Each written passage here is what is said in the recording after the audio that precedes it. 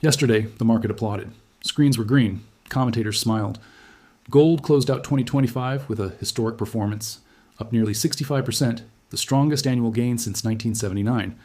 On paper, it looked like vindication. Rate cuts were coming. Inflation was supposedly easing. The safe haven trade was working. But as Asia opened this morning, something far more important happened, and almost nobody is talking about it. Gold didn't just rise. It hesitated. It wobbled. And that hesitation is not weakness. It's stress. It's the sound of a system tightening its bolts before something snaps. Gold is trading around 43.45 in the early Asian session. That number on the screen looks calm, controlled, almost boring after a year like this. But don't let the stillness fool you. Calm prices at historic highs are often the most dangerous moment of all. This is when leverage hides. This is when margin quietly becomes the real market. This is when the rules start changing behind closed doors. Now let's get something straight right now. This is not just about gold going up or down $100. This is not a technical setup. This is not a chart pattern.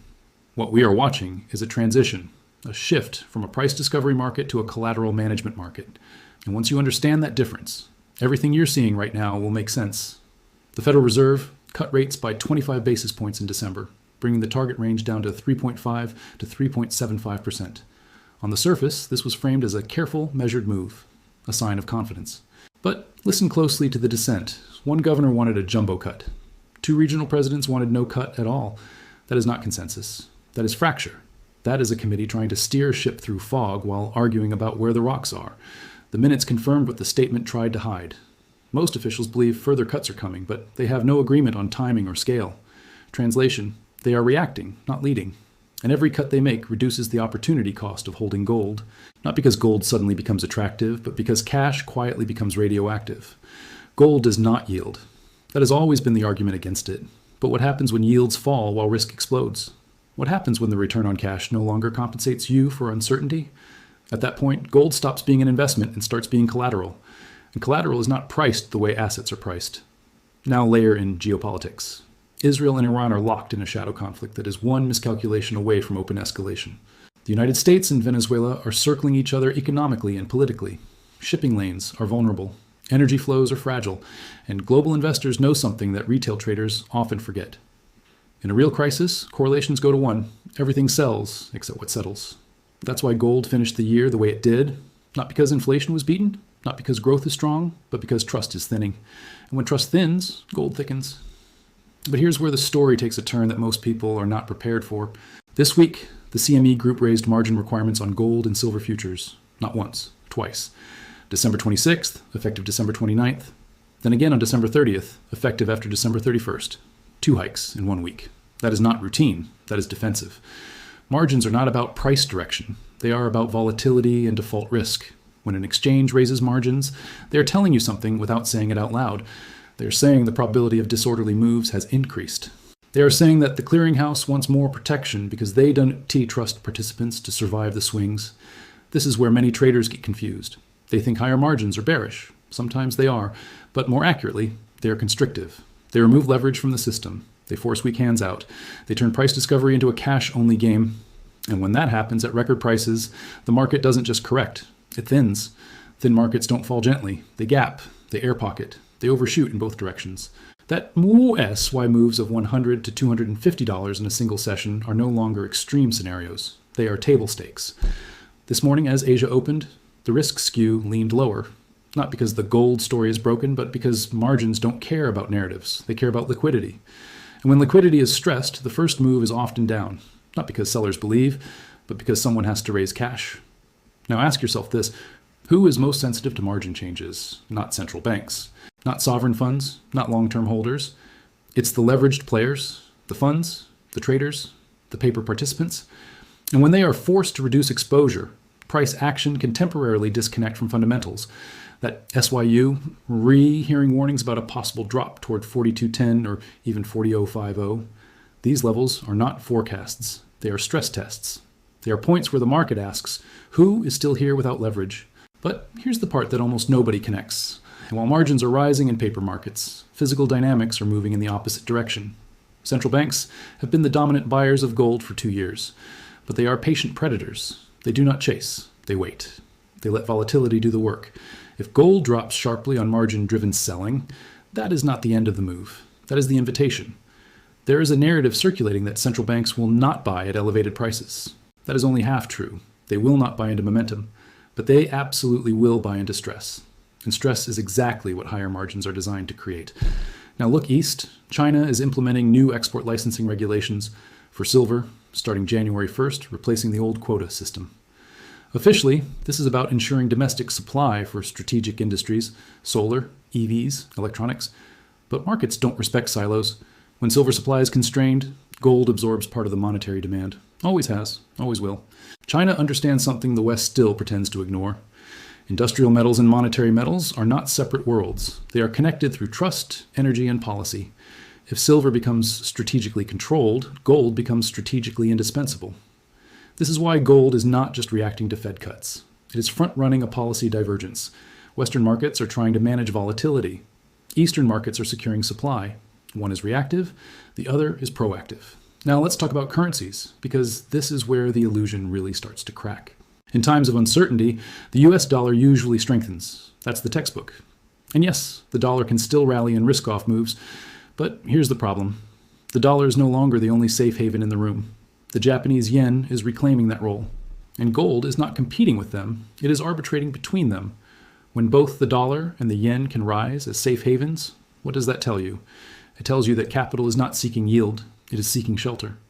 And shelter assets behave very differently from growth assets. Gold does not need a weak dollar to rise anymore. That was the old regime. In the new regime, gold rises when confidence fractures, regardless of which currency temporarily benefits. This is why Europe and the UK are vulnerable here. If the dollar strengthens against the euro and the pound during volatility, and gold remains bid, that is a signal that capital is exiting risk assets entirely and moving into settlement assets. Now, zoom out. Gold is facing pressure from margins. Yes. Traders may take profits. Yes. Short-term uncertainty will dominate. Absolutely. But none of this alters the underlying structure. In fact, it reinforces it. Margins are being raised to prevent defaults. Think about that sentence. Prevent defaults. That means default risk is no longer theoretical. Clearinghouses do not raise margins preemptively in calm markets. They raise them when stress is already in the pipes. This is not about stopping gold. This is about stopping contagion. And here's the paradox. The more the system tries to stabilize paper markets, the more it highlights the difference between paper and reality. Gold thrives in that gap. If gold breaks below 42.10 and accelerates toward 40.050, the headlines will scream correction, bubble deflating, exhaustion. But watch the flows, not the noise. Watch who buys. Watch how fast bids appear. Watch whether dips are shallow or violent.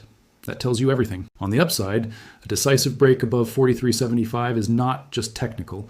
It is psychological. It signals that the market has absorbed margin stress and is ready to move again. And when gold moves after surviving margin hikes, it does not drift. It reprices. Now let's address the elephant in the room. Why all this pressure now? Why not earlier in the year?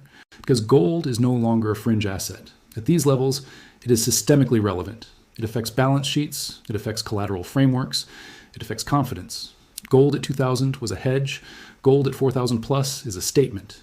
It tells you that something structural has shifted, and systems do not like mirrors held up to their weaknesses. So what happens next? Volatility. Violent, two-sided, unforgiving volatility. Days where gold drops $200 and recovers it in hours. Sessions where Asia sells, Europe stabilizes, and New York reverses everything. This is not distribution. This is digestion. For those waiting patiently for a pullback, you may get your chance. But understand what you are buying. You are not buying a calm market. You are buying into a battlefield where margin, policy, and geopolitics are colliding. For those already positioned, this is not the time to confuse noise with signal. The signal is simple. Rates are coming down. Geopolitical risk is not going away. Supply chains are being nationalized quietly, and trust is being rationed. Gold does not need perfection to go higher. It just needs instability to persist, and instability is now policy embedded. The real question is not whether gold can fall $200. It can. The real question is whether the world suddenly becomes stable, cooperative, and predictable. And if you believe that, then gold is the wrong asset. But if you don't, then every margin-driven dip is not a warning. It is a message. The message is that gold is no longer trading freely. It is being managed.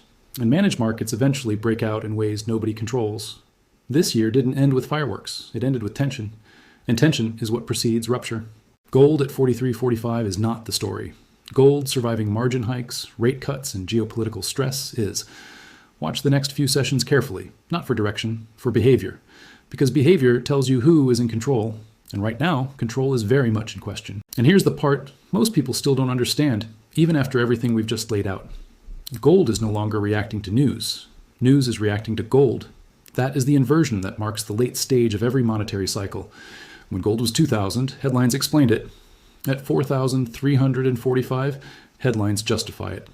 That may sound like a small difference, but it is everything. When markets explain price moves, the system is still in control. When markets justify price moves, the system is already behind the curve. Look at how the narrative has shifted. Rate cuts are no longer framed as stimulus. They're framed as necessity. Margin hikes are no longer framed as routine risk management. They're framed as safeguards against instability. Geopolitical tensions are no longer described as temporary flare-ups.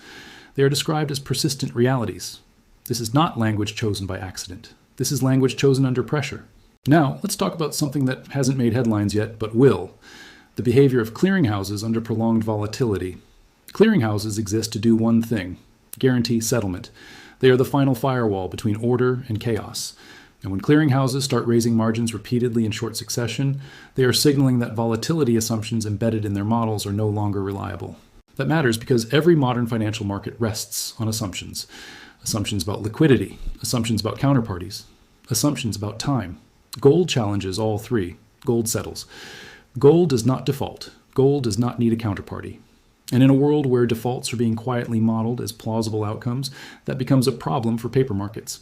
This is why you are seeing pressure applied indirectly, not through bans, not through announcements, but through mechanics, through margins, through volatility warnings, through caution language. This is how systems defend themselves without admitting vulnerability. And yet, the defense itself reveals the weakness. Consider this scenario. Gold drops sharply in the Asian session. Stops are hit. Leveraged longs are forced out. Social media lights up with panic. Commentators call it healthy. Necessary. But then Europe opens and bids quietly appear. Not aggressive, not emotional, just steady. New York comes in, volatility spikes, and by the close, half the drop is gone. That is not bullish sentiment. That is structural demand. Structural demand does not chase, it absorbs. This is where central banks operate. This is where sovereign wealth funds operate. They do not announce, they do not front run, they let others do the selling. And when the selling exhausts itself, they step in.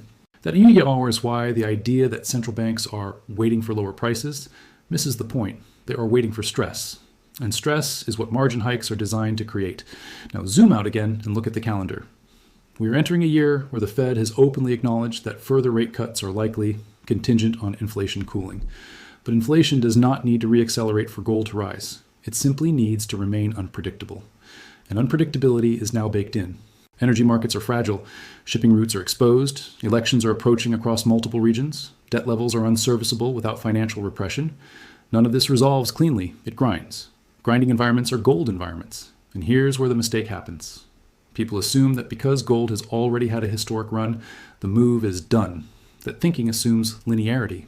It assumes markets move like escalators. Gold does not. Gold moves like tectonic plates.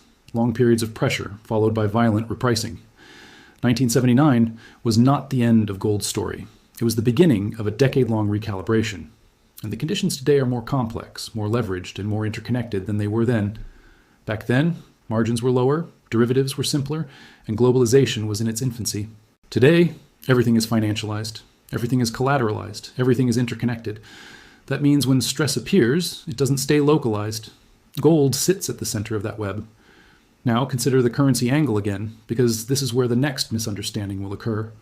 If the dollar strengthens during a gold correction, commentators will claim the inverse relationship is back. They will say gold is vulnerable. But watch the duration. Short-term dollar strength driven by deleveraging does not negate long-term currency debasement driven by policy. Deleveraging is violent but temporary. Policy is slow but permanent. Gold trades both. It absorbs the violence and prices the permanence. That is why even a move down to 40.050, if it happens, does not invalidate the thesis. It confirms the environment.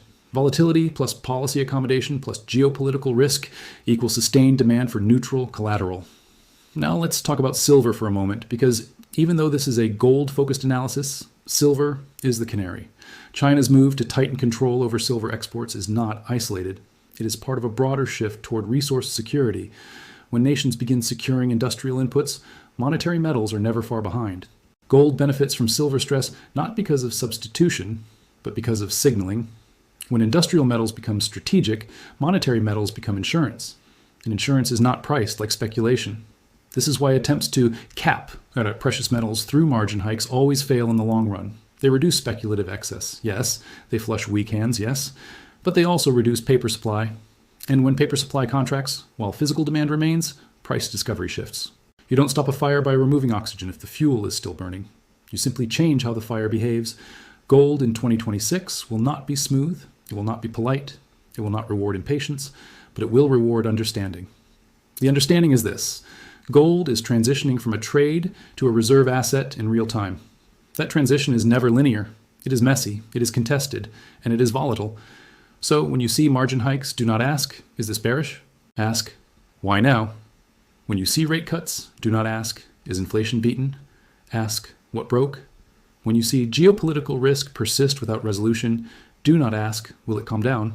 Ask, what is being repriced? Gold does not predict the future. It responds to the present more honestly than most assets can afford to. And right now, the present is unstable. So, as Asia trades, as Europe wakes up, as New York prepares to open, remember this. Price is not truth. Behavior is. And the behavior of exchanges, central banks, and policymakers tells you far more than any headline ever will. Gold at $43.45 is not expensive. It is revealing. Revealing stress, revealing mistrust, revealing a system that is quietly preparing for outcomes it does not want to discuss. The question is not whether gold will be volatile. It will. The question is whether the world suddenly becomes less uncertain, less indebted, less divided, and less leveraged. Until that happens, gold is not done speaking. And the louder the system tries to manage it, the more important it becomes to listen.